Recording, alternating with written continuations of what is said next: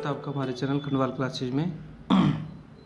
और बच्चों, आज हम पढ़ने जा रहे हैं class 8 new learn well science का चैप्टर नंबर 2 है, जिसका नाम है माइक्रो ऑर्गेनिम्स। तो बच्चों, आज इस चैप्टर में हम माइक्रो ऑर्गेनिम से रिलेटेड जो भी बातें हैं उन्हें जानने की कोशिश करेंगे।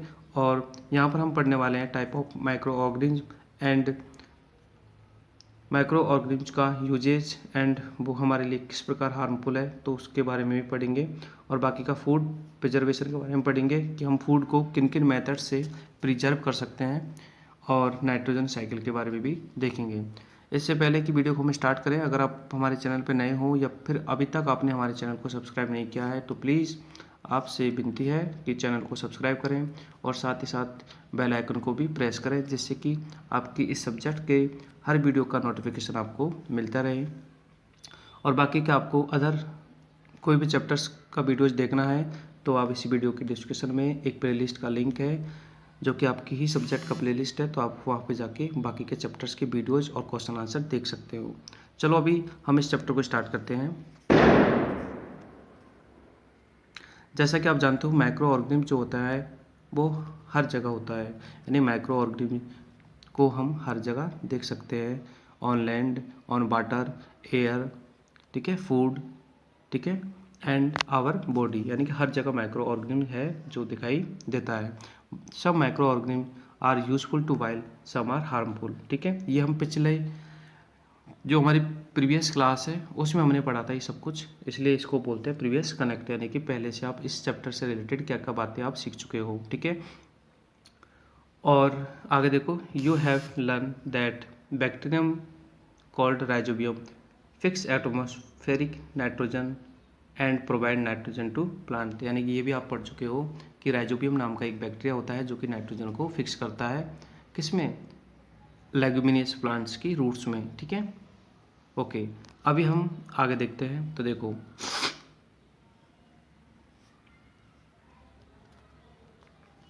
The world is full of the different type of living organism, यानी कि जो हमारा संसार है, वर्ल्ड है, वो अलग अलग तरह के ऑर्गेनिज्म से फुल है, मतलब इसमें काफ़ी तरह के ऑर्गेनिज्म जो है रहते हैं।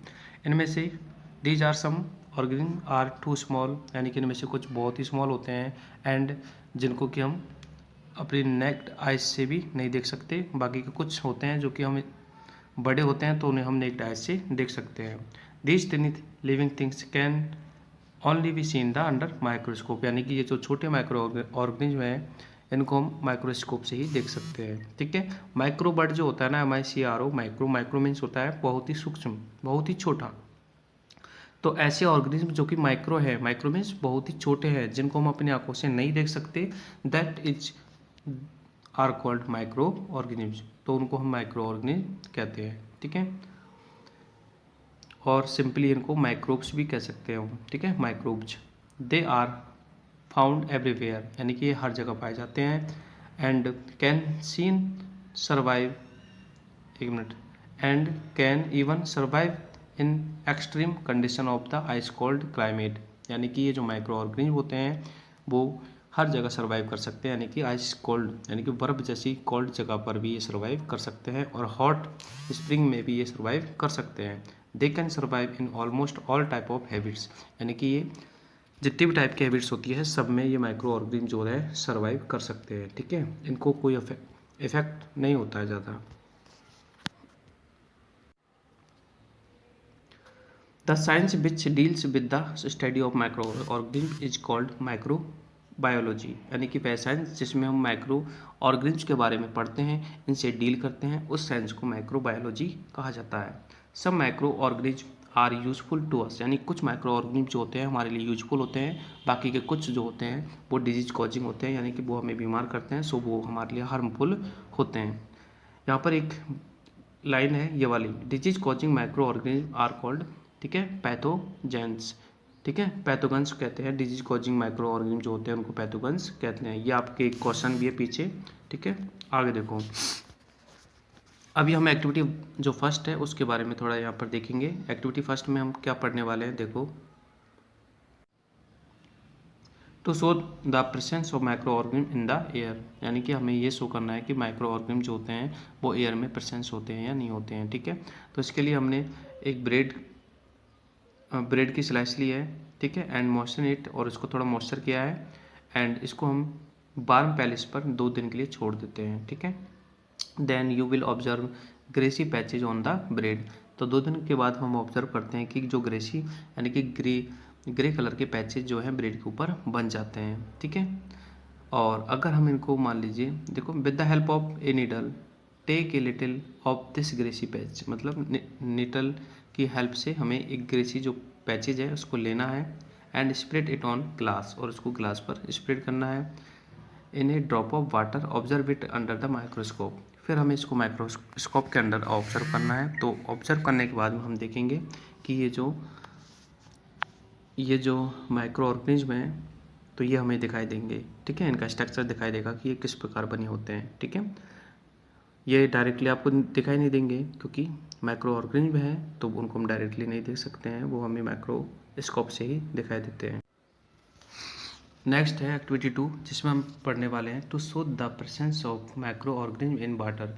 क्या पानी में भी माइक्रो ऑर्गेनिज्म होते हैं? तो बिल्कुल होते हैं। तो इसके लिए देखो क्या करना पड़ेगा आपको, collect some water from pond and put a drop of it on glass slide, यानी कि हमें पॉन्ड से पानी लेना है, उसको ग्लास की स्लाइड है जो उस पर पुट करना है, ठीक है। और फिर अगर हम उसको माइक्रोस्कोप से देखते हैं तो हमें जो बहुत सारे माइक्रो ऑर्गेनिज्म उस पानी में फ्लोट करते हुए दिखाई देंगे, ठीक है। आगे हम पढ़ते हैं टाइप ऑफ माइक्रो ऑर्गेनिज्म, कि माइक्रो ऑर्गेनिज्म जो होते हैं उनके कितने टाइप होते हैं। तो बेसिकली जो माइक्रो ऑर्गेनिज्म है वो आपके 5 टाइप के होते हैं। एक तो बैक्टीरिया है, एक फंगी है, एल्गी है, प्रोटोजुआ है और वायरस है, ठीक है।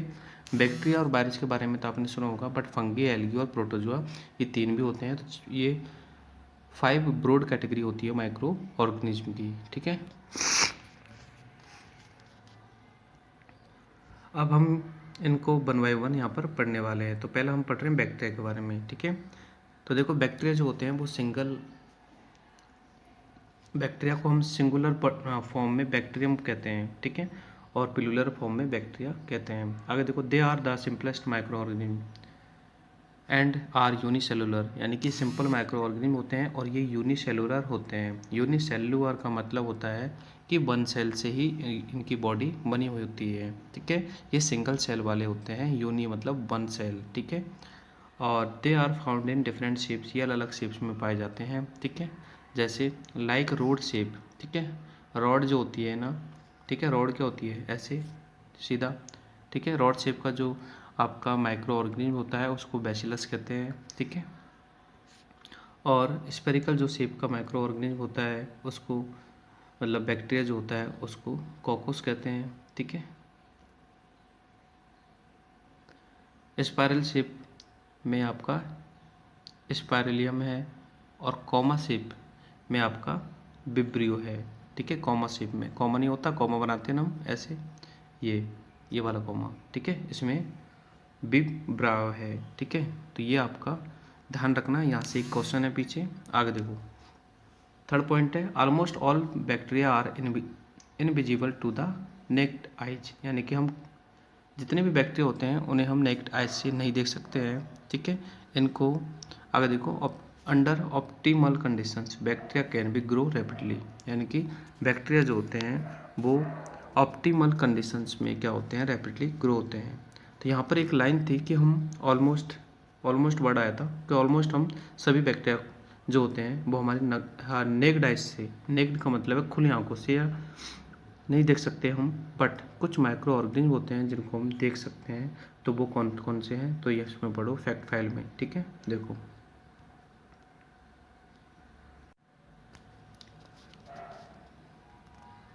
थायोमार, देखो, थायोमार ग्रेटिया, ठीक है, नामी बियसेंस, थायोमार ग्रेटिया नामी बियसेंस इज द लार्जेस्ट बैक्टीरियम, यानी कि लार्जेस्ट बैक्टीरिया है एवर डिस्कवर्ड, यानी कि डिस्कवर हुआ था। It was found in the oceans, ठीक है, ये ओशंस में सेडिमेंट्स, ओशन के जो सेडिमेंट्स होते हैं उनमें ये पाया जाता है।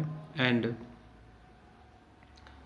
ठीक है, इसको हम नेक्ड आइज से देख सकते हैं, यानी कि हम इसको नेक्ड आइज से देख सकते हैं। तो ये आपको जो नाम है ना, ये ध्यान रखना है, क्योंकि आपसे पीछे एक क्वेश्चन है उसमें पूछा जाएगा ये कि ऐसा कौन सा माइक्रो ऑर्गेनिज्म है जिसको नेक्ड आइज से हम देख सकते हैं ऐसा कौन सा बैक्टीरिया है। ठीक है, बाकी के यहाँ पर पिक्चर्स में दिखा रखा है आपको, ये स्पेरिकल होते हैं, स्पायरल टाइप के होते हैं। ठीक है, स्पायरल शेप के बैक्टीरिया है, और ये आपके रॉड शेप के बैक्टीरिया है, ये आपके स्पेरिकल शेप के बैक्टीरिया है, एंड ये आपके कॉमा टाइप के बैक्टीरिया है। देखो कॉमा जैसा दिख रहा है। ठीक है, अब हम बात कर लेते हैं जो हमारा नेक्स्ट जो ब्रॉड कैटेगरी है माइक्रो ऑर्गेनिम्स की, एल्गी, उसके बारे में। ठीक है, तो देखो एल्गी को सिंगुलर फॉर्म में हम एल्गा बोलते हैं। ठीक है, एल्गी जो होते हैं, देखो ध्यान से,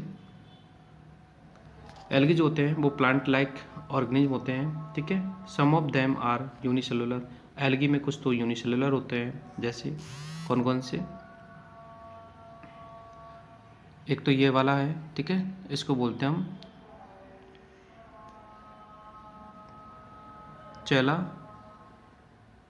चैलम डोमोनस। ठीक है, और while some others are multicellular like spirogyra multicellular होता है, कुछ यूनिसेलुलर होते हैं।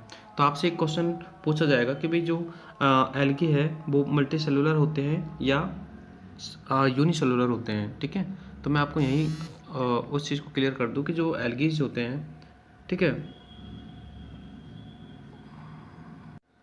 वो दोनों ही टाइप्स के होते हैं।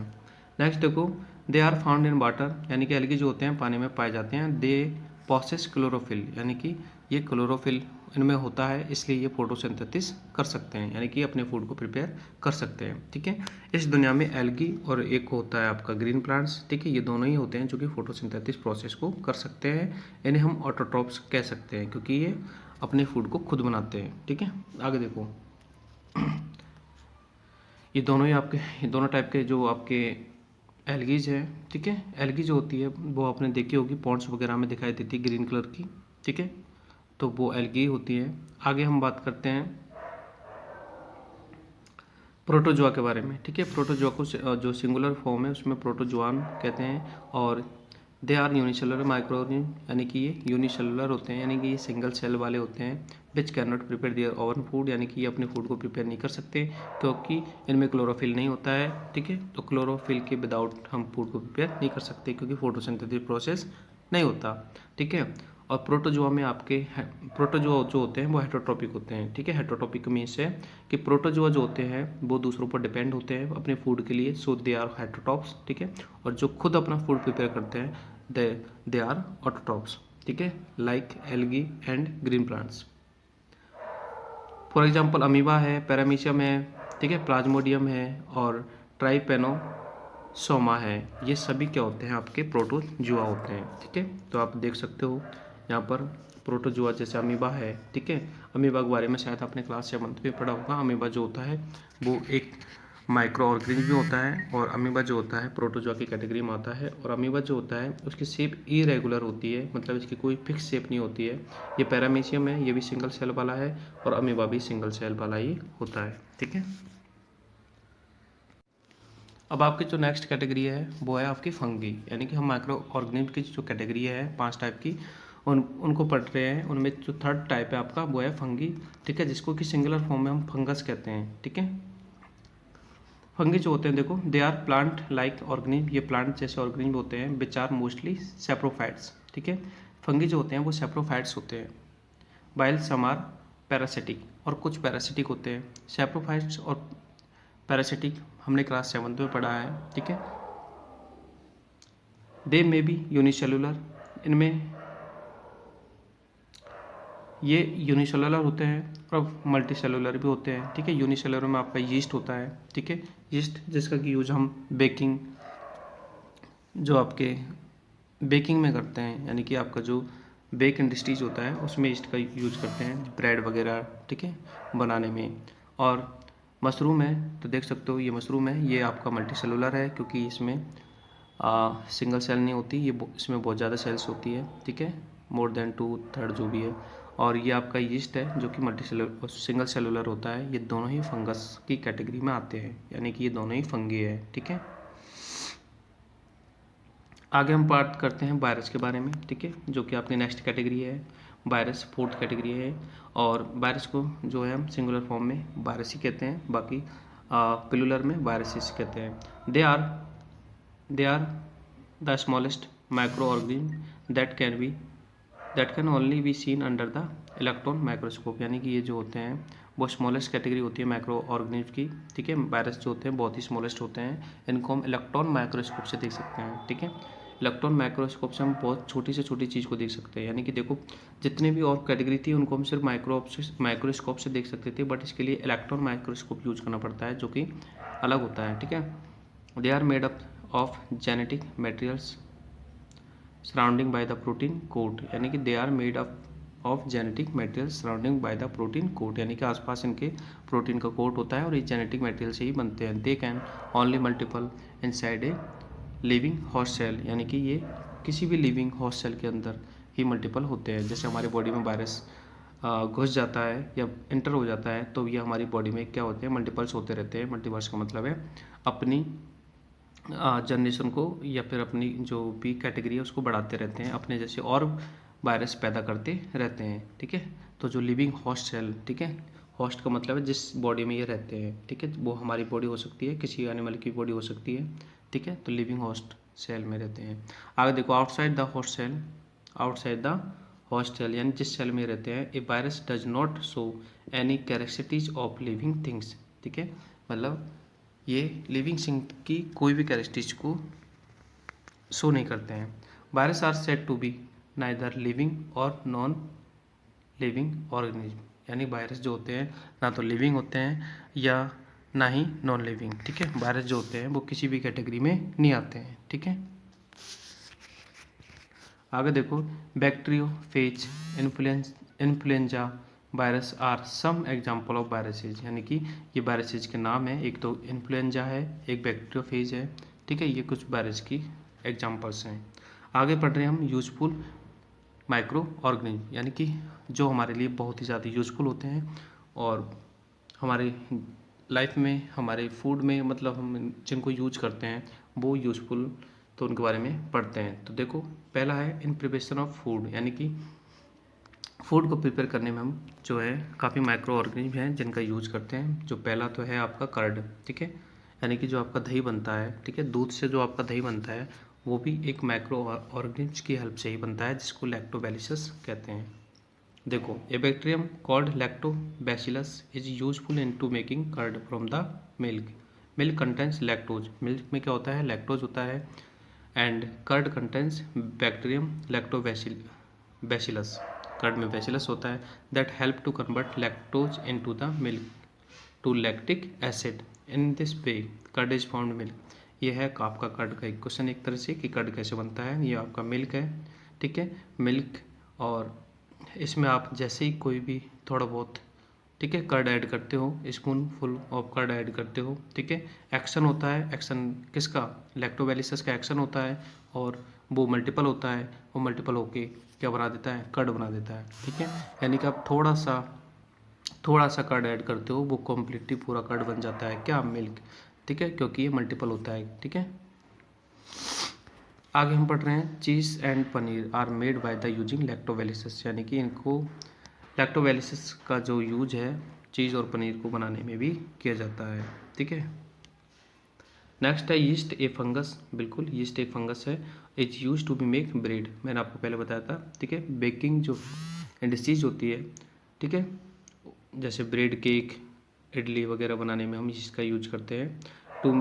To make bread yeast is added to a mixture of flour, यानी कि ब्रेड बनाने के लिए जो यीस्ट है इसको हम आटे में मिक्स करते हैं, and sugar and warm water and is needed to make a soft dough, ठीक है। शुगर, गर्म पानी को मिलाते हैं सॉफ्ट डो के लिए, मतलब डो सॉफ्ट होना चाहिए, उसके लिए इसको नीड करते हैं। The dough is left undisturbed, ठीक है, अगर हम उस डो को जो हमने बनाया है उसको अनडिस्टर्ब कंडीशन में छोड़ देते हैं 2-3 घंटे के लिए, देन हम उस डो को देखते हैं तो वो राइज हो जाता है due to the release of gas. Gas release होने से वो क्या हो जाता है, राइज हो जाता है, एंड कौन सी gas, CO2, by the respiration of the yeast cell, यानी कि यीस्ट सेल जो होती है वो CO2 को रेसिप्रेशन करती है और इसके कारण जो आपका डो है वो कैसा हो जाता है, फूल जाता है, यानी कि वो राइज हो जाता है। ठीक है, तो यानी कि इसलिए हम ब्रेड वगैरह केक वगैरह या फिर इडली है उनको बनाने के लिए यीस्ट जो माइक्रो ऑर्गेनिज्म है उसका यूज करते हैं। ठीक है, बेकिंग इंडस्ट्रीज में इसका बहुत ज़्यादा यूज होता है। नेक्स्ट है commercial uses of micro organism, यानी कि माइक्रो ऑर्गेनिज्म का कॉमर्शियल लेवल पर भी यूज किया जाता है। देखो, micro organism are used in the large scale production of some substance. Some commercial uses of different micro organism are follows. देखो, पहला तो यीस्ट में है। ठीक है, पहला तो यीस्ट है जो कि बड़े लेवल पर, ठीक है, वाइन और बियर बनाने के लिए भी यीस्ट को हम यूज करते हैं, यानी कि काम में लेते हैं। ठीक है, yeast is grown on natural sugar present in grains of barley. ठीक है, यीस्ट जो होता है उसको हम ग्रो करते हैं ग्रेन्स ऑफ बार्ले यानी जौ के ऊपर, एंड व्हीट है, राइस है, ठीक है, और क्रस्ट फ्रूट जूस है, उनमें they convert sugar into alcohol. तो जो शुगर होती है, ठीक है, बार्ले, व्हीट और राइस में जो शुगर होती है वो शुगर को कन्वर्ट कर देते हैं एल्कोहल में। ठीक है, इसलिए यीस्ट का यूज किया जाता है वाइन इंडस्ट्रीज में, ठीक है, और बेकिंग इंडस्ट्रीज में, जिसमें ब्रेड वगैरह बनती है, टोस्ट वगैरह बनते हैं, इडली बनती है, केक बनते हैं, उसमें भी हम यीस्ट का यूज करते हैं। ठीक है, और सिंपली जो यीस्ट का यूज करते हैं ना वो सिर्फ डो को, ठीक है, डो को फुलाने के लिए करते हैं। और डो कैसे फूलता है, क्योंकि उसमें से CO2 गैस रिलीज होती है। ठीक है,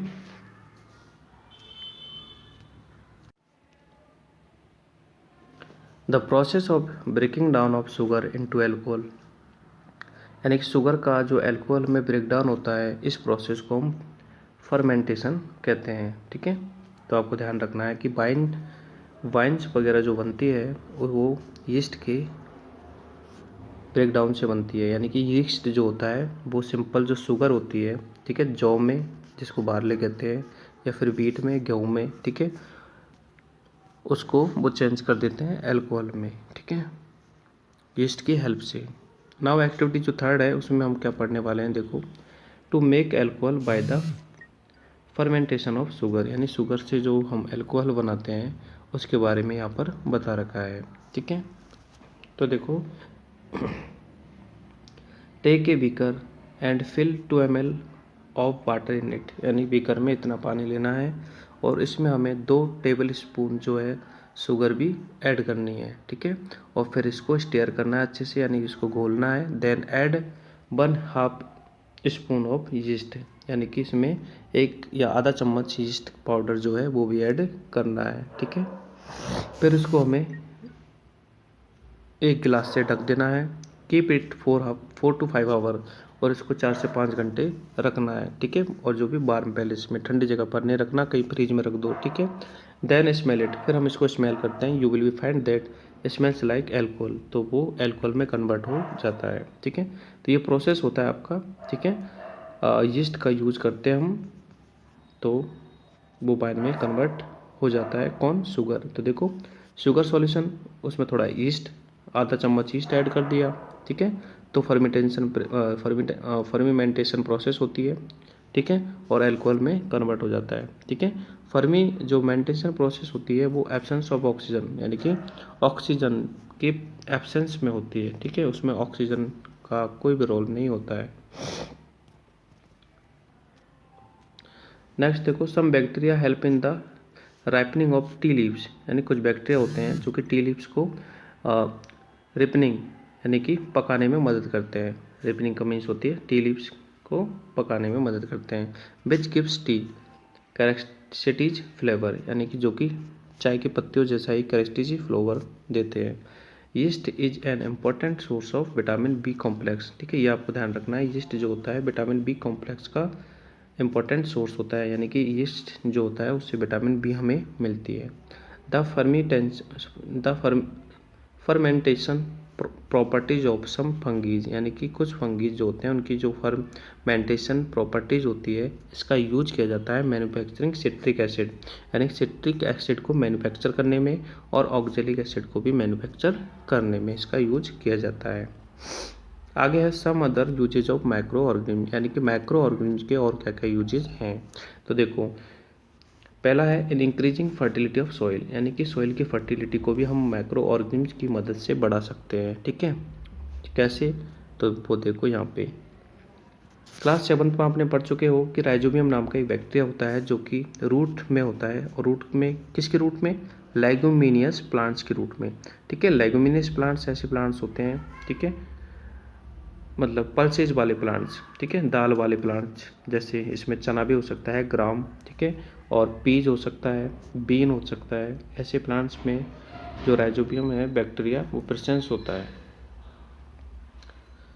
these bacteria are able to fix atmospheric nitrogen, यानी ये बैक्टीरिया जो होते हैं वो नाइट्रोजन में जो एटमॉस्फेयर में जो नाइट्रोजन होती है उसको फिक्स कर देते हैं। ये किस में? उस रूट में। ठीक है, यानी लेगुमिनस जो प्लांट है उसकी रूट्स में ये हमारे एटमॉस्फेरिक नाइट्रोजन को इनडायरेक्टली फिक्स कर देते हैं। ठीक है, क्योंकि वो नाइट्रोजन जो है एनवायरनमेंट की उसको नाइट्रेट्स में कन्वर्ट करते हैं, और नाइट्रेट्स में कन्वर्ट करने के बाद वो हमारे लेगुमिनस प्लांट की रूट्स में उसे फिक्स कर देते हैं। Some bacteria and blue green algae living in soil, यानी कुछ बैक्टीरिया होते हैं जैसे ब्लू ग्रीन एल्गी है वो सॉइल में लिव करते हैं, रहते हैं। Can also fix atmospheric nitrogen, यानी ये भी एटमॉस्फेरिक नाइट्रोजन को फिक्स करते हैं। ठीक है, इनटू नाइट्रेट्स। नाइट्रेट्स क्या होता है? नाइट्रेट से नाइट्रोजन को नाइट्रेट्स के फॉर्म में फिक्स करते हैं। These microbes are commonly called biological micro nitrogen. ठीक है, यानी कि ये जो माइक्रोब्स हैं इनको बायोलॉजिकल नाइट्रोजन कहते हैं, नाइट्रोजन फिक्सर कहते हैं, क्योंकि ये नाइट्रोजन को फिक्स करते हैं। ठीक है, और इससे क्या होता है, अगर हमारे सॉइल में नाइट्रोजन फिक्स हो जाता है तो उससे सॉइल की फर्टिलिटी बढ़ती है। ठीक है, तो आपको ध्यान रखना है कि लेगुमिनस प्लांट्स की जो रूट नोड्यूल होते हैं उसमें नाइट्रोजन को कौन फिक्स करता है? एक तो राइजोबियम और एक ब्लू ग्रीन एल्गी। ठीक है, इसलिए इनको क्या बोलते हैं? बायोलॉजिकल नाइट्रोजन फिक्सर बोलते हैं इनको, क्योंकि फिक्स करते हैं। ठीक है, नाइट्रोजन जो होता है वो हमारे एटमॉस्फेयर में 78% होता है। ठीक है, इतनी अमाउंट में नाइट्रोजन होता है, तो आप ज़रा सोच सकते हैं कि क्यों होता है।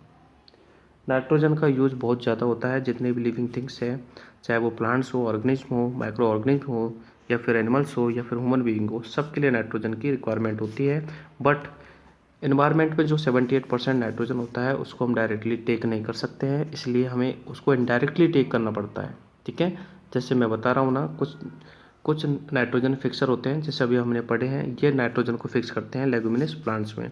और प्लांट से नाइट्रोजन मिलता है हमें, क्योंकि हम प्लांट प्रोडक्ट को यूज़ करते हैं, तो प्लांट प्रोडक्ट्स में वो नाइट्रोजन होता है जो हमें मिल जाता है, जानवरों को भी ऐसे मिल जाता है। ठीक है, सबको इनडायरेक्टली फॉर्म में ही मिलता है, डायरेक्टली फॉर्म में किसी को नहीं मिलता है। ठीक है, इसे हम नाइट्रोजन फिक्सिंग कहते हैं। आगे हम एक्टिविटी 4 देख रहे हैं, जिसमें हम क्या पढ़ेंगे? To study the roots of leguminous plants, यानी कि लेगुमिनस जो प्लांट्स हैं उसकी रूट्स को स्टडी कर रहे हैं। ठीक है, तो आप यहाँ पर देख सकते हो रूट्स के साथ में जो राइजोबियम बैक्टीरियाज हैं वो अटैच होते हैं माइक्रोस्कोप से, अगर हम इसको देखेंगे, ऑब्जर्व करेंगे तो। ठीक है, नेक्स्ट जो माइक्रो ऑर्गेनिज्म का यूजेस है वो है क्लीनिंग द एनवायरनमेंट, यानी कि एनवायरनमेंट को क्लीन करने में। ठीक है, कैसे? तो देखो, बैक्टीरिया एंड फंगी ये जो दोनों होते हैं वो ब्रेक डाउन करते हैं डेड एंड डिकिंग मैटर्स को, यानी कि प्लांट के डेड और डिकिंग मैटर्स जो होते हैं उसको ब्रेक डाउन करते हैं। ठीक है, नॉट ओनली प्लांट्स, एनिमल्स भी, यानी कि कोई एनिमल्स मर जाता है तो उसकी जो डेड बॉडी है उसको एक तरह से क्या करते हैं, ये ईट करते हैं, और ईट करके उसको मिट्टी में कन्वर्ट कर देते हैं, यानी कि फिर से वो मिट्टी में मिला देते हैं। ठीक है, और ऐसे एनिमल्स ऐसे जो माइक्रो ऑर्गेनिज्म होते हैं उनको डिकम्पोजर्स कहते हैं। ठीक है, तो यानी कि ये डेड और डिकिंग मैटर्स को क्या करते हैं? मिट्टी में मिलाने का काम करते हैं, इसलिए एनवायरनमेंट क्लीन हो जाता है। इसलिए हम कह सकते हैं कि माइक्रो ऑर्गेनिज्म हैं वो एनवायरनमेंट को क्लीन करने में मदद करते हैं। ठीक है, अगर ये माइक्रो ऑर्गेनिज्म ना हो, ठीक है, जो कि डेड और डिकिंग मैटर्स को ईट करते हों, तो हमारा एनवायरनमेंट कभी क्लीन हो सकता है क्या? नहीं होगा, क्योंकि अगर कोई डेड बॉडी होगी, ठीक है, तो वो सड़ती रहेगी, उसको मतलब ख़त्म करने वाला या फिर सोइल में कन्वर्ट करने वाला कोई नहीं होगा। Inorganic compound like phosphate nitrate, यानी कि जब डिकम्पोजर्स डेड एंड डिकिंग मैटर्स को ईट करके मिट्टी में मिक्स करते हैं, देन इन डेड और डिकिंग मैटर्स से जो न्यूट्रिशन होते हैं वो भी मिट्टी में मिक्स होते हैं। अब वो न्यूट्रिशंस क्या होते हैं?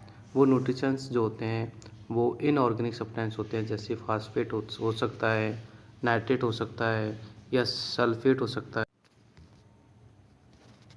तो ये सॉइल में मिक्स हो जाते हैं, एंड सॉइल में मिक्स हो जाते हैं तो फिर से जो ग्रीन प्लांट्स होते हैं, ठीक है, जब वो फोटोसिंथेसिस प्रोसेस करते हैं तो फिर से ये सभी इनऑर्गेनिक सब्सटेंस ग्रीन प्लांट के द्वारा एब्जॉर्ब कर लिए जाते हैं। So hence decomposers help to keep the environment clean, यानी डिकम्पोज जो होते हैं, डिकम्पोजर्स वो हमारे इन्वायरमेंट को कीप मतलब बनाए रखते हैं क्या, clean, and preventing the accumulation of the remains. ठीक है, एक्यूमुलेशन का मतलब है इकट्ठा होना, यानी कि रिमेन्स जो होते हैं, ठीक है, डेड ऑर्गेनिम्स का जो भी रिमेन्स होता है उसको एक्यूमुलेट होने से भी प्रिवेंट करते हैं। नेक्स्ट है इन सीवेज डिस्पोजल, यानी माइक्रो ऑर्गेनिम जो होते हैं वो सीवेज डिस्पोजल में भी हेल्पफुल होते हैं। ठीक है, कैसे होते हैं देखो,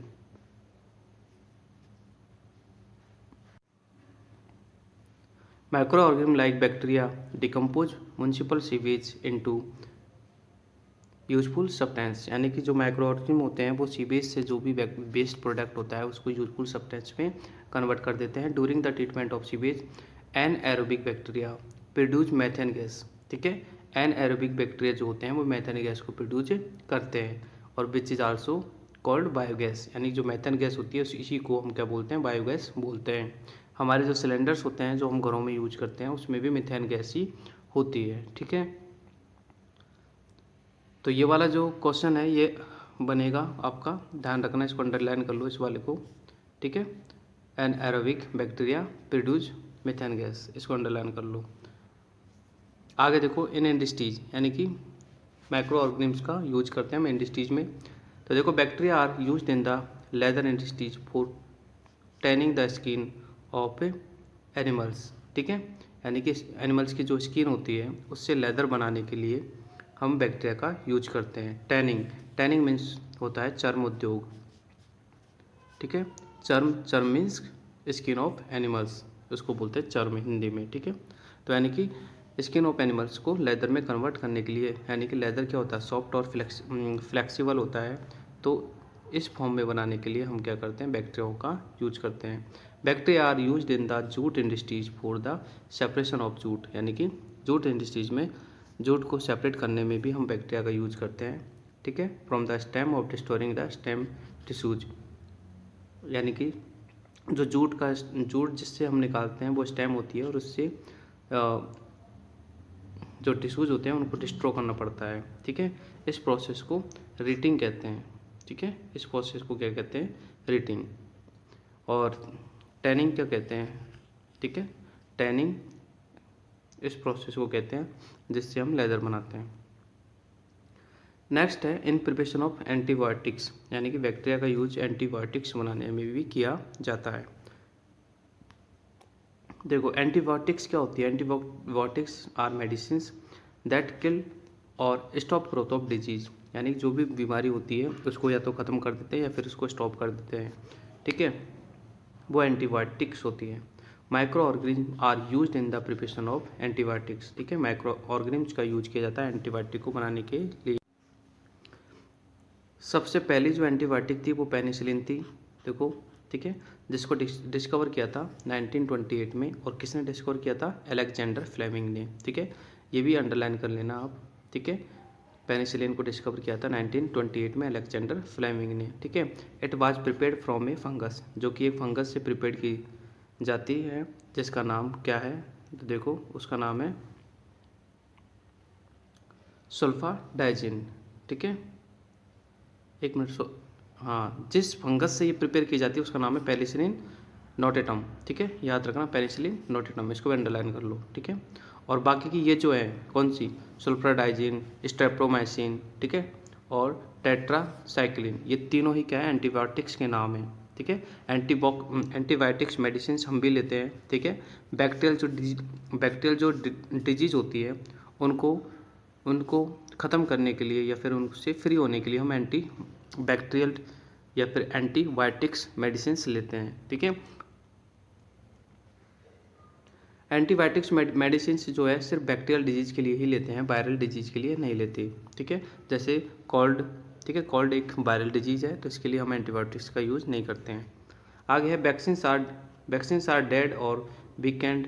नेक्स्ट जो यूज है बैक्टीरिया का वो है प्रिपरेशन ऑफ वैक्सीन्स, यानी वैक्सीन्स बनाने के लिए भी हम इनका यूज करते हैं। तो देखो यहाँ पर वैक्सीन्स की डिफाइन है, इसको ध्यान से देख लो। Vaccines are dead and weakened micro organism that are introduce in the body, यानी वैक्सीन्स एक तरह से डेड और वीक माइक्रो ऑर्गेनिज्म होता है जो कि हमारी बॉडी के साथ में इंट्रोड्यूस होता है।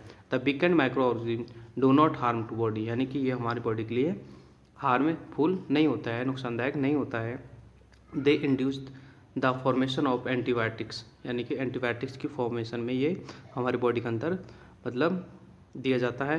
एंड दैट फाइट, ठीक है, फाइट अगेंस्ट डिजीज़, और जो कि पर्टिकुलर जो डिजीज़ होती है उससे फाइट करता है। जैसे अभी कोरोना की वैक्सीन समय लग रही है, ठीक है, तो कोरोना का जो डेड मतलब एक तरह से वो क्या बोलते हैं डेड और वीक जो माइक्रो ऑर्गेनिज्म है वो हमारी बॉडी में डाला जाता है, जो कि हमें फिर कोरोना की मतलब बीमारी से प्रोटेक्ट करता है, ठीक है। और इससे हमारी जो इम्यूनिटी है, ठीक है, वो भी डेवलप हो जाती है और इस प्रोसेस को वैक्सीनेशन कहते हैं। जैसे कोरोना का वैक्सीनेशन हो रहा है। The ability of the body to resist and fight disease is known as immunity. Immunity क्या होती है? इम्यूनिटी हमारी वो पावर होती है जिससे कि हमारी बॉडी किसी डिजीज से हमें प्रोटेक्ट करती है, यानी कि उसके अगेंस्ट मतलब लड़ाई करती है, उसके अगेंस्ट उसका विरोध करती है। Vaccine have been developed against, देखो vaccine have been developed against cholera, ठीक है, वैक्सीन जो है इनके अगेंस्ट डेवलप हो गई। कोलेरा जो कि एक वाटर बॉर्न डिजीज़ है, ठीक है, मालपॉक्स, पोलियो, टाइफाइड, वूपिंग कॉफ, इन सभी की वैक्सीन जो है आजकल हमें लग रही है, मतलब डेवलप हो चुकी है। आगे देखो फैक्ट फाइल में, the small pox vaccine was the first successful vaccine to be developed, यानी स्मॉल पॉक्स की जो वैक्सीन है पहली सक्सेसफुल वैक्सीन थी जो कि डेवलप हुई थी। It was developed by the Edward Jenner, यानी कि स्मॉल पॉक्स की वैक्सीन है उसको एडवर्ड जेनर ने 1796 में डेवलप किया था, ठीक है। और इसलिए हम वैक्सीनेशन मतलब इम्यूनोलॉजी का जो फादर्स है हम एडवर्ड जेनर को कहते हैं। आगे आपके टाइम टू क्वेश्चन आंसर है, तो देख लेते हैं। विच bacteria help in the fixing atmospheric nitrogen, ठीक है, तो इसमें आपका आंसर आएगा राइजोबियम, ठीक है। और which microorganism convert milk into curd, इसमें आएगा लैक्टोबैसिलस, ठीक है। नेक्स्ट है which microorganism is use to make cake and bread, ठीक है, केक और ब्रेड के लिए आपका आएगा यीस्ट, बाई EAST यीस्ट, ठीक है। नेक्स्ट है which vitamin is yeast rich, मतलब किस विटामिन में जो यीस्ट है वो रिच क्वांटिटी में होता है, ठीक है, तो बी कॉम्प्लेक्स। नेक्स्ट है what is the ability of the body to fight disease called, ठीक है, उसको इम्यूनिटी कहते हैं, अभी हमने पढ़ा था, ठीक है। तो बच्चों ये पढ़ लिया हमने, मतलब जो हमारे लिए यूजफुल माइक्रो ऑर्गेनिज्म थे वो हमने सभी पढ़ लिए कि माइक्रो ऑर्गेनिज्म हमारे लिए किस प्रकार हेल्पफुल होते हैं, किस प्रकार यूजफुल होते हैं और कौन कौन सी फील्ड में होते हैं। अब हम पढ़ लेते हैं हार्मफुल माइक्रो ऑर्गेनिज्म जो कि हमें हार्म करते हैं या फिर हमें नुकसान पहुँचाते हैं, ठीक है। तो देखो दे कैन कॉज डिजीज, यानी कि जो हमें बीमार करते हैं। They can spoil our food, जो हमारे फूड को ख़राब कर देते हैं, क्लोथ्स को ख़राब कर देते हैं, तो ये माइक्रो ऑर्गेनिज्म हार्मफुल होते हैं, ठीक है। तो देखो डिजीज कॉजिंग माइक्रो ऑर्गेनिज्म हम देख रहे हैं पहले एनिमल्स और प्लांट्स में, ठीक है। तो देखो कुछ माइक्रो ऑर्गेनिज्म ऐसे होते हैं जो कि हमें बीमार करते हैं, ठीक है, जैसे हम बात करते हैं एनिमल्स की डिजीज का, ठीक है। और कॉस्टिव एजेंट, मतलब जैसे पहली बीमारी है foot and mouth disease in cattle. Cattle में हम देखते हैं कि फुट और माउथ डिजीज हो जाती है, यानी कि मुंह माउथ जो होता है पक जाता है एक तरह से, ठीक है। आपने नहीं देखा, मैं रूरल एरिया से बिलोंग करता हूँ, मैंने देखा है, ठीक है। तो जो वो डिजीज़ है फुट और माउथ की वो वायरस से होती है, ठीक है। नेक्स्ट है एंथ्रेक्स डिजीज इन कैटल, ठीक है। कैटल में जो एंथ्रेक्स डिजीज होती है वो बैक्टीरिया वाली डिजीज है, ठीक है। और स्लीपिंग सिकनेस जो भी ये भी कैटल में होती है, स्लीपिंग सिकनेस, ठीक है, हॉर्स में होती है, पिग में होती है, ठीक है, ये प्रोटोजुआ वाली बीमारी है। तो आप यानी कि आपको क्या ध्यान रखना है यहाँ पर, आपको यहाँ पे ये ध्यान रखना है कि कौन सी बीमारी किससे होती है, मतलब कॉस्टिक एजेंट क्या है उसका। जैसे फुट वाली बीमारी का वायरस है, आपसे पूछा जाएगा, और एंथ्रेक्स का एजेंट क्या है आप तो आप बताओगे बैक्टीरियम, ठीक है। स्लीपिंग सिकनेस का एजेंट प्रोटोजुआ। नीचे यहाँ पर कुछ प्लांट डिजीज़ है और उसका कॉस्टिव एजेंट है। जैसे प्लांट्स में जो डिजीज़ होती है वो ये है, और किसके कारण होती है वो ये है, ठीक है। पहली बीमारी है पोटैटो ब्लाइट, यानी पोटैटो ब्लाइट जो होती है वायरस के कारण होती है। सेकंड है टोबैको, ठीक है, मोजैक, तो ये आपके वायरस के कारण होती है। रस्ट ऑफ वीट, यानी कि वीट में रस्ट लगना, ये भी आपके फंगी के कारण होती है। सिट्रस कैंकर होता है एक, ठीक है, रेड कलर का हो जाता है, ये गन्ने में होता है, ठीक है, तो इसमें बैक्टीरियम डिजीज़ है ये। येलो वैन, मोजैक ऑफ ओकरा, तो ये भी आपकी वायरल डिजीज़ है। तो यानी कि कौन से डिजीज़ का एजेंट कौन सा है, वायरल है, फंगी है, फंगल है, या फिर आपका बैक्टीरियम है। आगे है disease causing micro organism in humans, ठीक है, ये तो हो गया एनिमल्स और प्लांट्स में। अब हम ह्यूमंस के बारे में बात कर लेते हैं। ह्यूमंस में ऐसे कौन कौन से माइक्रो ऑर्गेनिज्म हैं जो कि हमें डिजीज़ प्रोवाइड करते हैं। तो देखो पैथोगन्स, ठीक है, जो हमें बीमार करते हैं उनको हम पैथोगन्स कहते हैं। तो देखो pathogens cause disease in humans, ठीक, these disease are called communicable disease. इनको कम्युनिकेबल कहते हैं क्योंकि ये कम्युनिकेट करती है one person to another person, and they can spread from, ये हो गया ना, one person to another person. Pathogens enter the human body, यानी हमारे बॉडी में एंटर करते हैं, एंड वो एयर के थ्रू भी एंटर कर सकते हैं, जब हम ब्रीथ करते हैं, सांस लेते हैं, या फिर हम खाना खाते हैं तब भी हमारी बॉडी में एंटर कर जाते हैं, या फिर पानी पीते टाइम भी हमारी बॉडी में एंटर कर जाते हैं, या फिर हमारे डायरेक्ट कांटेक्ट से, यानी कि सिक पर्सन के साथ में अगर डायरेक्ट कांटेक्ट होता है तो भी वो हमारी बॉडी में पहुंच जाते हैं, ठीक है।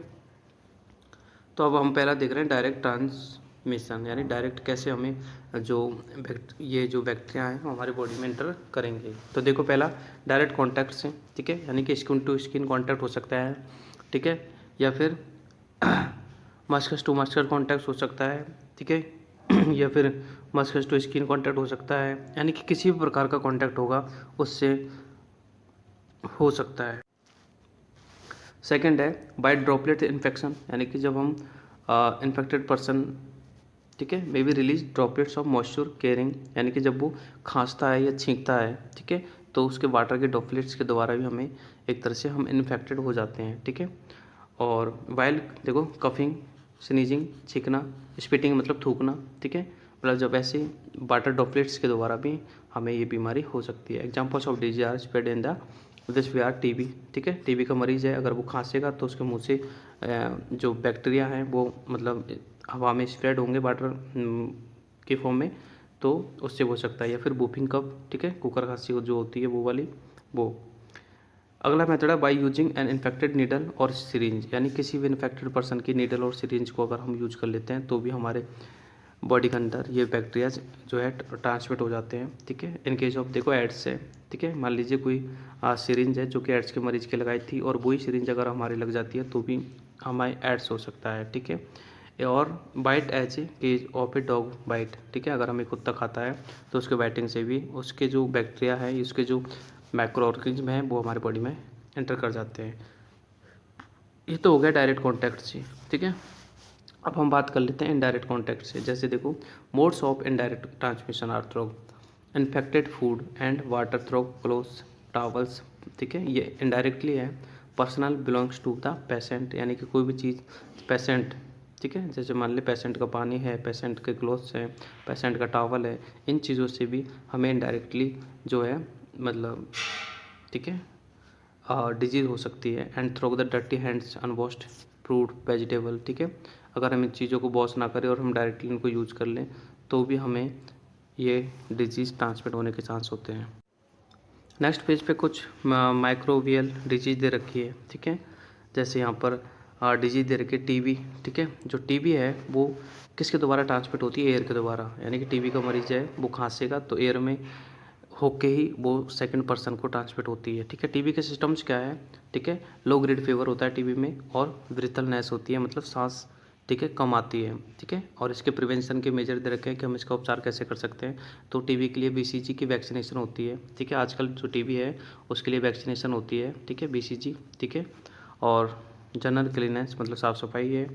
सेकंड है न्यूमोनिया। न्यूमोनिया का जो ट्रांसमिट का एजेंट है वो एयर ही है, ठीक है। इसमें हाई फीवर होता है और इन्फ्लेमेशन ऑफ लंग्स मतलब लंग्स में जलन होती है और इसका प्रिवेंशन है एंटीबायोटिक्स हमें लेनी पड़ती है। नेक्स्ट है कोलेरा। कोलेरा एक वाटर बोर्न डिजीज़ है जो कि वाटर से और फूड से ट्रांसफ़र होती है, ठीक है। इसके सिम्टम्स क्या है, इसमें वोमिटिंग होती है, लूज मोशन होते हैं कोलेरा में, ठीक है। और डिहाइड्रेशन मतलब हमारे बॉडी में पानी की कमी हो जाती है, ठीक है। और इसमें भी है पर्सनल हाइजीन रखना पड़ता है, ठीक है। और वैक्सीनेशन इसका उपचार है, ठीक है। नेक्स्ट है टाइफाइड। टाइफाइड जो है वो भी हमें फूड और वाटर से ट्रांसफ़र हो सकती है, ठीक है। इसमें सिम्टम्स क्या है, इसमें हमें कंटिन्यू फीवर आता है और हमारी जो इंटेस्टाइन होती है उसमें इन्फेक्शन हो जाता है, ठीक है। ओके, अब इसके उपचार क्या है, ठीक है। इसमें हमें गर्म पानी पीना चाहिए, ठीक है। और कुकिंग फूड प्रॉपर्ली, खाने को प्रॉपर्ली पकाना चाहिए और मेंटेन गुड सैनिटेशन और वैक्सीनेशन मतलब हमें साफ़ सफाई रखनी चाहिए और वैक्सीनेशन करवाना चाहिए, ठीक है। तो ये तो हो गया आपके माइक्रोबल डिजीज़ जो कि किसी माइक्रो ऑर्गेनिज्म से होती है, ठीक है। नेक्स्ट हम बात करते हैं वायरल डिजीज़ के बारे में, ठीक है, जो कि हमें वायरस से होती है, ठीक है। तो वायरस से देखो पहले बीमारी है मीसल्स, ठीक है। ये एयर में या फिर डायरेक्ट कॉन्टैक्ट से हो सकता है मीसल्स, ठीक है। मीसल्स में क्या होता है सिम्टम्स, ठीक है। इसमें फीवर होते हैं मतलब हमें बुखार आता है, रसेस हो जाते हैं बॉडी पे, ठीक है। और नाक बह जाती है, ठीक है। और इसमें बात करते हैं उपचार की, तो इसमें वैक्सीनेशन होता है मीसल्स का, ठीक है। तो वो कराना चाहिए हमें, या फिर कीप द पेशेंट आइसोलेशन और पेशेंट को आइसोलेशन में रखना चाहिए। नेक्स्ट है कॉमन कोल्ड मतलब जो हमें जुकाम होती है वो, ठीक है। तो जुकाम जो ट्रांसफ़र होती है वो एयर से और कपिंग से ट्रांसफ़र होती है, जब हम छींकते हैं, ठीक है। तो एयर से ट्रांसफ़र होती है फिर कपिंग से ट्रांसफ़र होती है, ठीक है। इसमें क्या होता है, इसमें रनिंग नोज मतलब नाक बहती है, ठीक है। और वाटरी आइज मतलब आँख में पानी आता है या फिर नोज में पानी आता है, ठीक है। नेक्स्ट है इसमें प्रिवेंशन क्या होता है, तो प्रिवेंशन देखो keeping away from the person, यानी कि जिस पर्सन को जुकाम हो रहा है या कॉल्ड हो रहा है उससे दूरी बनाए, ठीक है। और नेक्स्ट है चिकन पॉक्स। चिकन पॉक्स जो होता है वो एयर से या फिर डायरेक्ट कॉन्टैक्ट से होता है, ठीक है। चिकन पॉक्स की सिम्टम्स है रसेस, फीवर, हेडेक, ठीक है। यानी रैसेस होते हैं इसमें चिकन पॉक्स में हमारे बॉडी पे और फीवर होता है और हेडेक यानी हेडेक मतलब टेंशन होती है।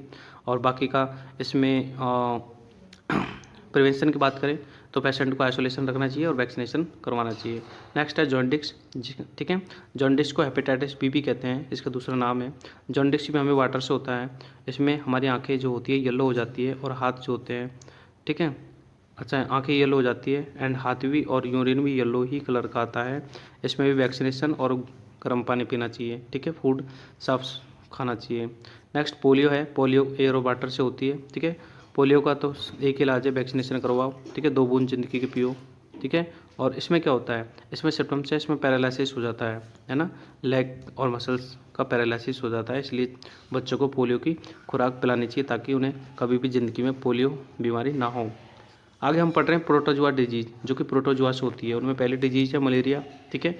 मलेरिया में क्या होता है, मलेरिया का जो एजेंट होता है वो मादा एनोफ्लिज मच्छर होता है, यानी फीमेल एनोफ्लिज मॉस्किटो, ठीक है। उसके बाइट करने से मलेरिया होता है, ठीक है। मलेरिया में हाई फीवर होता है विद चिल मतलब सर्दी लग के बुखार आता है इसमें, ठीक है।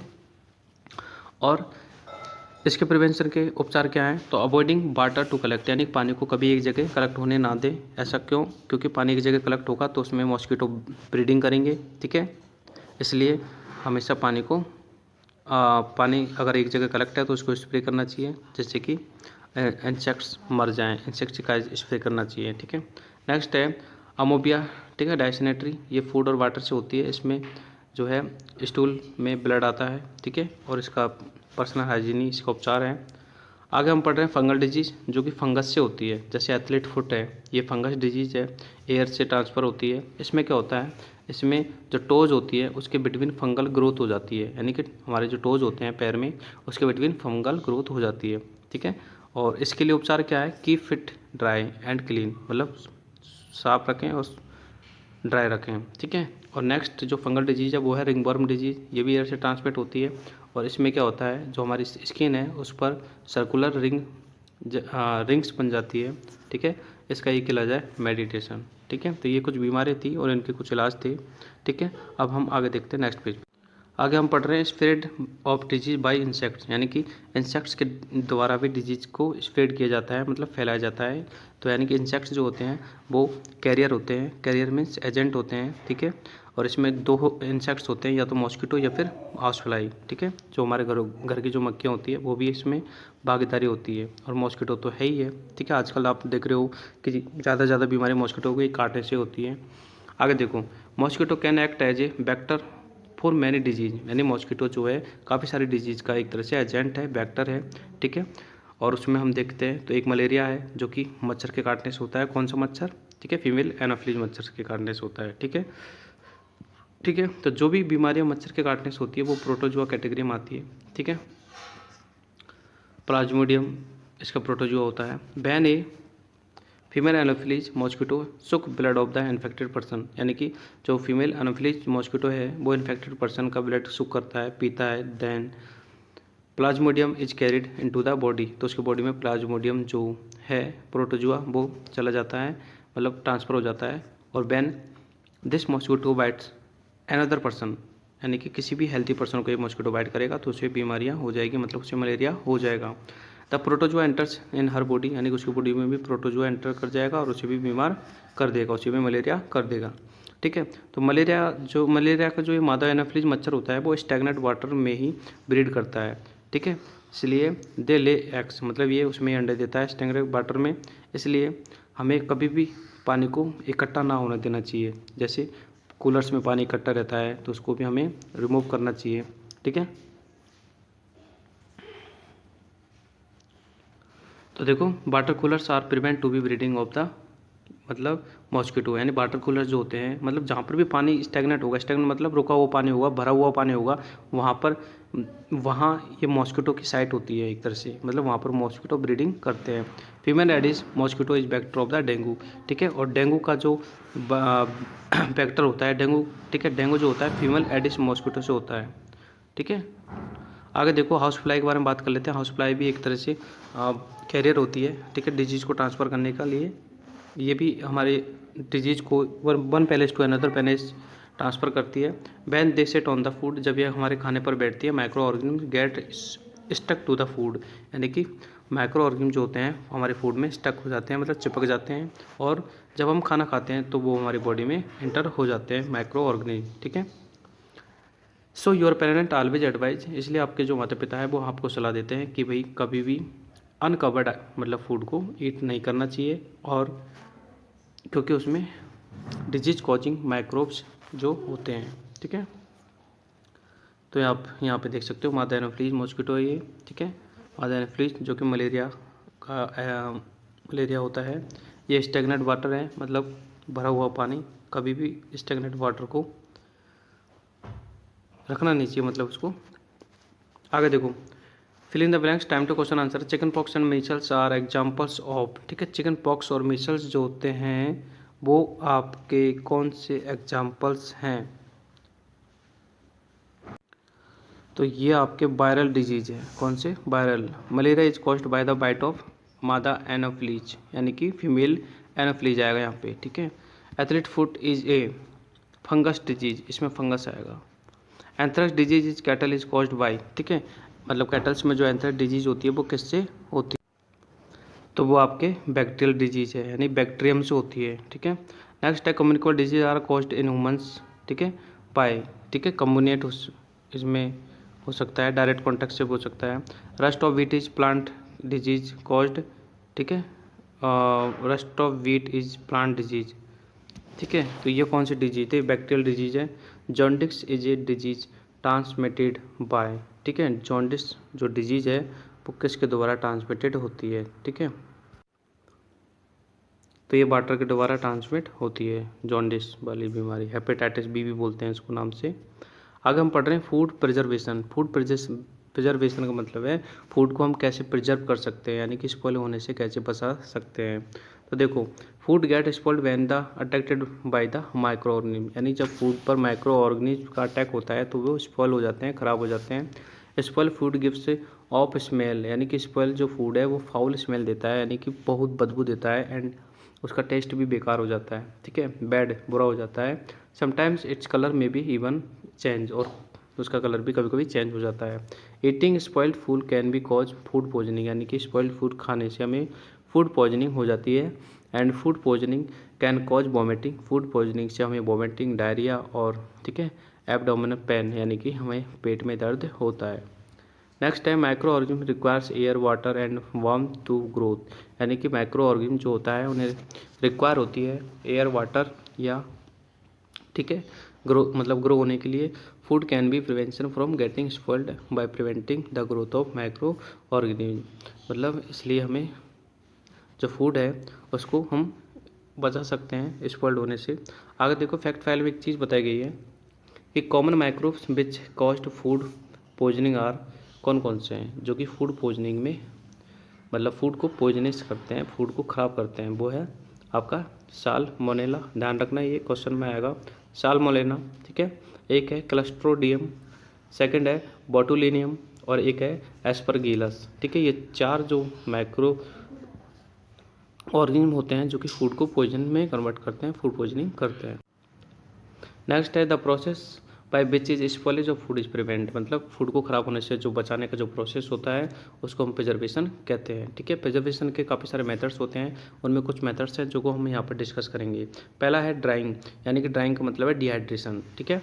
इस मेथड में क्या होता है moisture content water of food in reduce by the drying in the suns prevent the growth of micro organism, यानी कि कुछ चीज़ें होती है जिनमें वाटर की क्वांटिटी ज़्यादा होती है तो वाटर को हम क्या करते हैं रिमूव करते हैं, ठीक है। वाटर को रिमूव करने का जो प्रोसेस होता है वो डिहाइड्रेशन होता है या फिर ड्राइंग होता है। ड्राइंग का मतलब सुखाना, सिंपल सी बात है, ठीक है। चीज़ों को सुखाना, क्योंकि उनमें पानी होता है तो चीज़ों को हम सुखा देते हैं और सुखाने से क्या होता है फूड के ख़राब होने के चांस कम होते हैं, ठीक है, क्योंकि वाटर से ही ज़्यादातर चीज़ें जो होती है वो ख़राब होती है। जैसे देखो वेजिटेबल लाइक मेथी है, लीव्स, ठीक है, यानी मेथी की पत्तियाँ होती है, स्पाइसेस होता है मतलब ठीक है, मसाले होते हैं, कॉलीफ्लावर आर ठीक है ड्राइड इनटू द सन, यानी इनको हम सन में ड्राई कर देते हैं और इससे क्या होता है फिर इन डिहाइड्रेटेड जो फूड्स होते हैं उनको सील पैक किया जाता है, ठीक है। Fish and meat are preserved by smoke and heat smoking, यानी फिश और मीट को भी स्मोक या फिर हीट स्मोकिंग से प्रिजर्व किया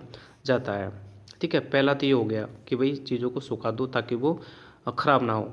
सेकंड है फ्रीजिंग, यानी कि काफ़ी सारी चीज़ होती है जिनको फ्रीज करने से यानी कि रेफ्रिजरेटर में रखने से या फिर रेफ्रिजरेशन करने से वो चीज़ें ख़राब नहीं होती है। जैसे कि आप जानते हो इनमें है आपके मीट है, वेजिटेबल है, फ्रूट्स है, मिल्क है, ठीक है। इनको हम फ्रिज में रख के क्या कर सकते हैं प्रिजर्व कर सकते हैं, ख़राब होने से बचा सकते हैं, ठीक है।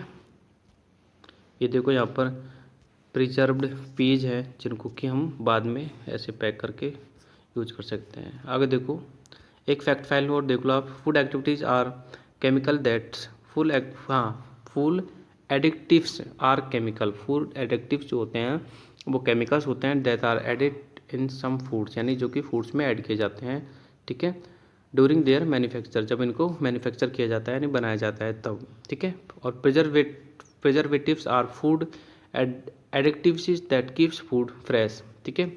और जो ये फूड एडिक्टिव्स होते हैं ना ये हमारे खाने को क्या रखते हैं फ्रेश रखते हैं, ठीक है। Colouring makes the food look good attractive, और कलरिंग से भी फूड गुड अट्रैक्टिव हो जाता है और उसमें अच्छा फ्लेवर भी आ जाता है।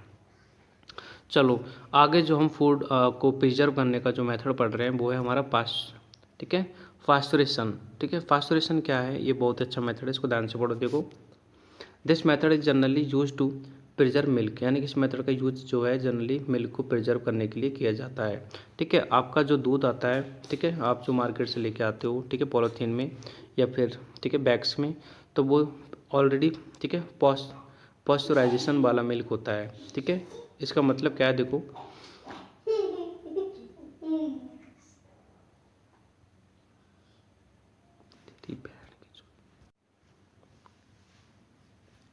In this method milk is heated, यानी मिल्क को हीट किया जाता है 70 डिग्री सेंटीग्रेड पर, यह आपको ध्यान रखना है।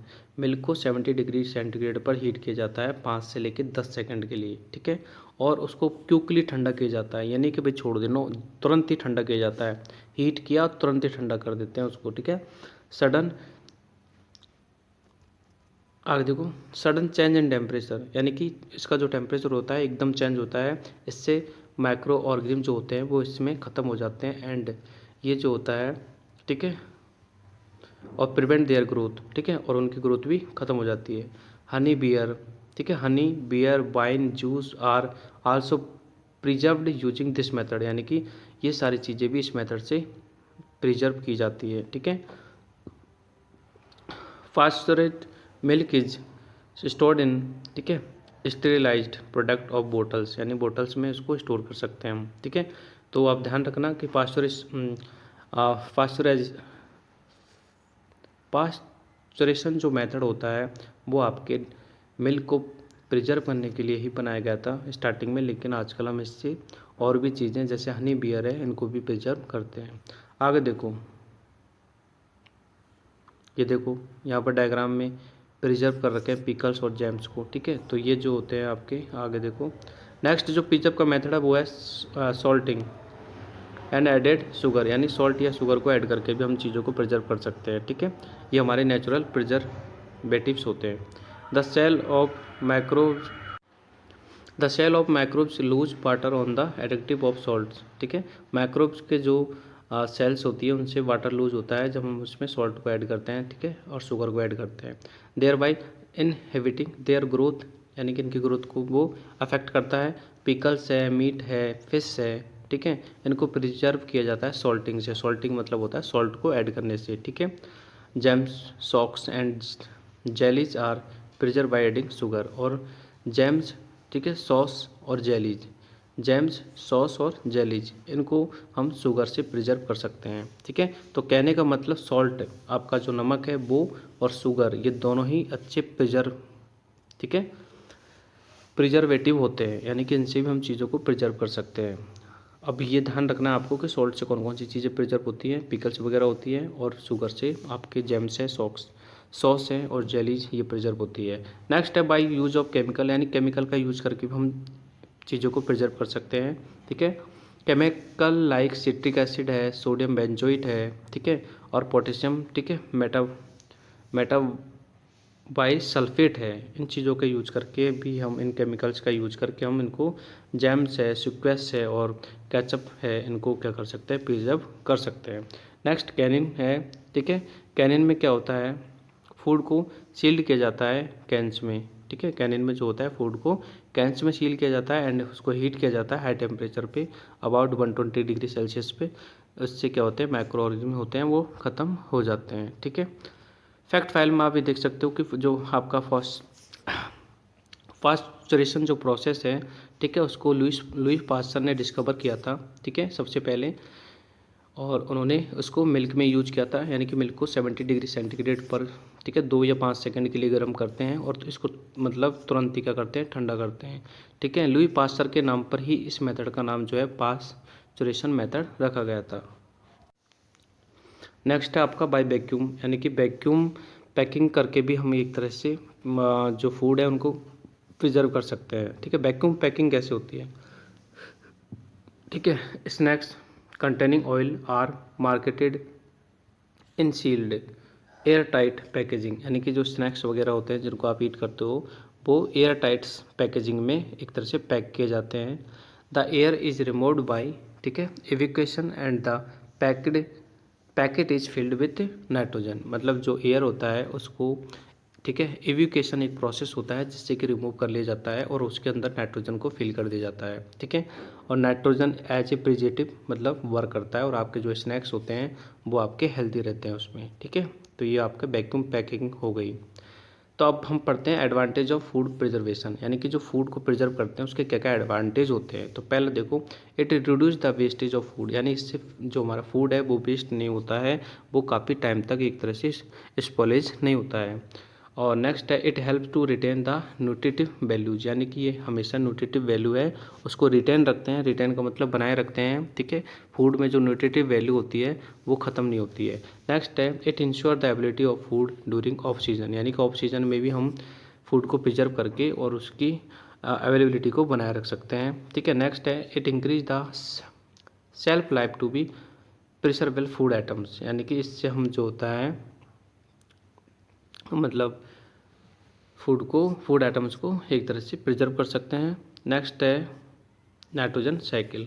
अब हम पढ़ते हैं नाइट्रोजन साइकिल। नाइट्रोजन साइकिल क्या है, यानी कि नाइट्रोजन का फिक्सेशन कैसे होता है उस चीज़ के बारे में पढ़ लेते हैं, ठीक है। The cycle process by which nitrogen is fixed, यानी कि जिस साइकिल में नाइट्रोजन को फिक्स किया जाता है और फिर से प्लांट्स और एनिमल्स के द्वारा यूज किया जाता है, ठीक है, और प्लांट्स एंड एनिमल्स के द्वारा यूज करके और वापस रिटर्न कर दिया जाता है एटमॉस्फेयर को। ये जो कंप्लीट साइकिल की एक तरह से फॉर्म बनती है, इसे हम नाइट्रोजन साइकिल कहते हैं, ठीक है। Important process in nitrogen cycle include nitrogen fixation, ठीक है। नाइट्रोजन साइकिल जो होता है उसमें इंपॉर्टेंट है नाइट्रोजन फिक्सेशन, नाइट्रोजन एसिलिमेशन और अमोनिया, ठीक है, अमोनिया फिक्सेशन और एक नाइट्रिफिकेशन एंड डीनाइट्रिफिकेशन, ये सारी चीज़ें इसमें इंक्लूड होती है। तो देखो, the atmosphere of the earth contains approximately 78% nitrogen, आप सभी को पता है, ठीक है। However this atmospheric nitrogen has limited availability of biological use, यानी कि इतना जो 78% नाइट्रोजन है वो इसलिए है ताकि हम इसका पूरी तरह से बायोलॉजिकल यानी कि जितने भी लिविंग थिंग्स है सबका मतलब यूज हो सके, ठीक है।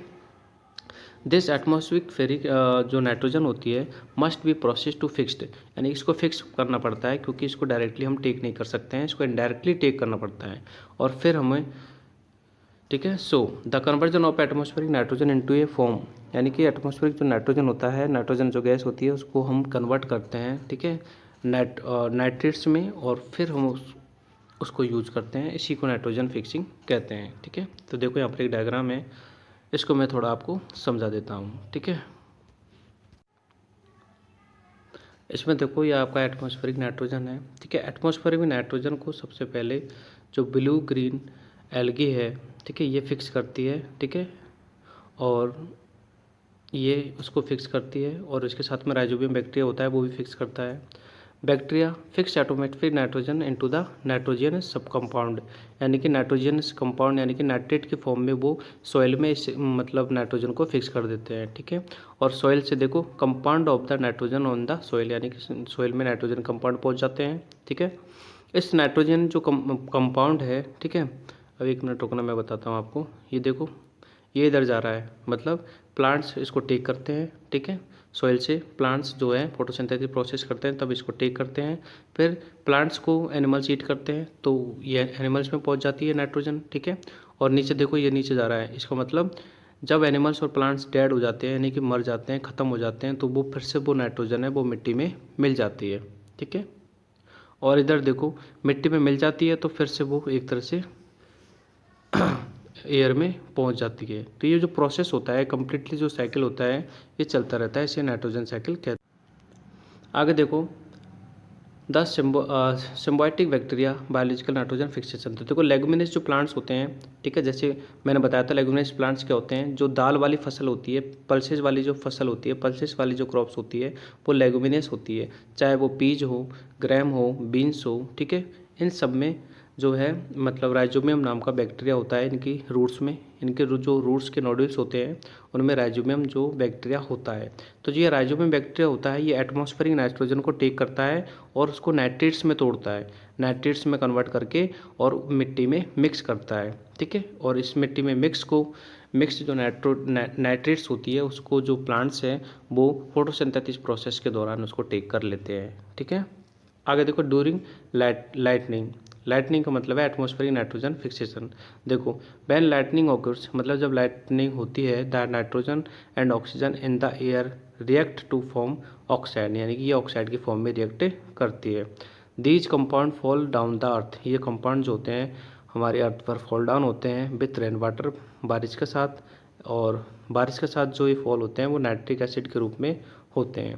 The nitric acid react with soil, nitric acid जो होता है वो सॉइल के साथ में रिएक्ट करता है और एल्कलीज बनाता है, ठीक है। एल्कलीज बेसिकली बेस होते हैं तो वो बनाता है such as limestone to form nitrate, ठीक है। और लाइमस्टोन से नाइट्रेट बनता है which are absorb by the plants, जो कि प्लांट्स के द्वारा बाद में एब्जॉर्ब कर लिया जाता है, ठीक है। Plants take nitrogen from the soil, यानी प्लांट्स होते हैं नाइट्रोजन को सॉइल से लेते हैं in the form of nitrates, यानी नाइट्रेट्स की फॉर्म में लेते हैं वो, ठीक है। और अमोनियम सॉल्ट्स इनकी फॉर्म में लेते हैं by absorption through their roots the use them to synthesis amino acid, यानी कि वो इसका यूज करते हैं और एक तरह से सिंथेसिस करते हैं amino acid, proteins, nucleic acids other nitrogenic compound, और बाकी के नाइट्रोजन कंपाउंड इससे वो सिंथेसिस करते हैं। इसको this is called nitrate assimilation, इसको नाइट्रेट एसिमिलेशन कहते हैं। अब आगे देखो, humans and animals utilize plant, और हम भी प्लांट्स प्रोडक्ट को यूटिलाइज करते हैं, प्लांट्स की चीज़ें खाते हैं, तो वो जो नाइट्रोजन होता है वो हमारी बॉडी में इंटर करता है। When plants and animals die, और जब ये दोनों खत्म हो जाते हैं, the protein present in them, जो इनमें प्रोटीन होता है वो फिर से कन्वर्ट हो जाता है अमीनो कंपाउंड्स में, ठीक है, बाय बैक्टीरिया, यानी बैक्टीरिया जो होते हैं डेड और डिकिंग मैटर्स को ईट करते हैं, तब वो अमोनियम कंपाउंड्स में फिर से चेंज हो जाता है। And fungi, the waste expelled by the animals is also nitrogenous, ठीक है, ऑर्गेनिक कंपाउंड, यानी कि जो एनिमल्स वेस्ट प्रोडक्ट को प्रोड्यूस करते हैं वो भी, उनमें भी नाइट्रोजन जीनस कंपाउंड होते हैं, ठीक है, जिसको हम यूरिया कहते हैं, which is also converted into ammonia by the action of fungi, ठीक है, जब उस वेस्ट प्रोडक्ट को मतलब फंगी उस पर एक्शन करते हैं तो वो फिर से अमोनिया में कन्वर्ट हो जाता है। This process of conversion of organic nitrogenous compound into ammonia, ठीक है, यानी कि जो ऑर्गेनिक जो नाइट्रोजीनियस कंपाउंड है इनका जो अमोनिया में कन्वर्जन होता है, इसको हम क्या बोलते हैं, अमीनोफिकेशन कहते हैं, ठीक है। और नेक्स्ट आपका है नाइट्रिफिकेशन, ठीक है। नाइट्रिफिकेशन क्या होता है, देखो, the process of converting ammonia into nitrate, यानी अमोनिया को जो नाइट्रेट में कन्वर्ट करने का जो प्रोसेस होता है उसको हम बोलते हैं नाइट्रिफिकेशन, ठीक है। नेक्स्ट है द कन्वर्जन ऑफ नाइट्रेट्स, ठीक है, नाइट्रेट्स का जो कन्वर्जन होता है to free molecules nitrogen is called denitrification, यानी नाइट्रेट्स का कन्वर्जन होता है सॉइल में, ठीक है, उसको डीनाइट्रिफिकेशन कहते हैं। और this is done by the denitrifying bacteria, यानी डीनाइट्रीफाइंग बैक्टीरिया से किया जाता है, सच एज सूडोमोनास, ठीक है, सूडोमोनास, और एक और होता है क्लोस्ट्रीडियम, ये दोनों ही डीनाइट्री फाइंग वाली बैक्टीरियाज होते हैं जो कि एनएरोबिक कंडीशंस में क्या करते हैं, ये नाइट्रोजन को डीनाइट्रीफिकेशन में कन्वर्ट करते हैं। इन this way the percentage of nitrogen in the atmosphere remains constant, तो यानी कि जो हमारे एनवायरनमेंट में नाइट्रोजन का जो परसेंटेज होता है वो कांस्टेंट बना रहता है, ठीक है, ना कम होता है ना ज़्यादा होता है। आगे हम देख रहे हैं माइक्रो ऑर्गेनिज्म, मतलब time to question answer. Micro organism can grow in dry conditions, ठीक है, तो no. Eating spoiled food can cause food poisoning, yes. Food preservation reduce waste, yes. Dehydration removes water from the food, yes. Citric acid and sodium are benzoic food, yes. Nitrogen fix during the lightning, yes, ठीक है, पहला false है, बाकी सब yes है। तो बच्चों ये चैप्टर आपका कंप्लीट होता है। आई होप कि आपको ये समझ में आया होगा, ठीक है, अगर नहीं समझ में आया तो एक बार और पढ़ लीजिए अच्छे से, और ये आपके सारे डाउट्स क्लियर हो जाएंगे। तो प्लीज़ अगर आपने अभी तक हमारे चैनल को सब्सक्राइब नहीं किया है तो चैनल को सब्सक्राइब करें, और इसके साथ ही अगर आपको इस चैप्टर के क्वेश्चन आंसर भी देखने हैं तो नीचे डिस्क्रिप्शन में एक लिंक है इस चैप्टर के क्वेश्चन आंसर का, आप वहां जाके उसके क्वेश्चन आंसर भी कर सकते हैं। और साथ ही साथ एक नीचे मैंने लिंक दे रखा है प्लेलिस्ट का, जिसमें आपको आपके इस बुक से रिलेटेड सारे चैप्टर्स एक साथ देखने को मिल जाएंगे। तो आप वहाँ पे जाके और आप कोई भी चैप्टर्स और उसका एक्सप्लेनेशन और क्वेश्चन आंसर वाला वीडियो देख सकते हो। चलो मिलते हैं फिर नेक्स्ट वीडियो में, तब तक के लिए बाय।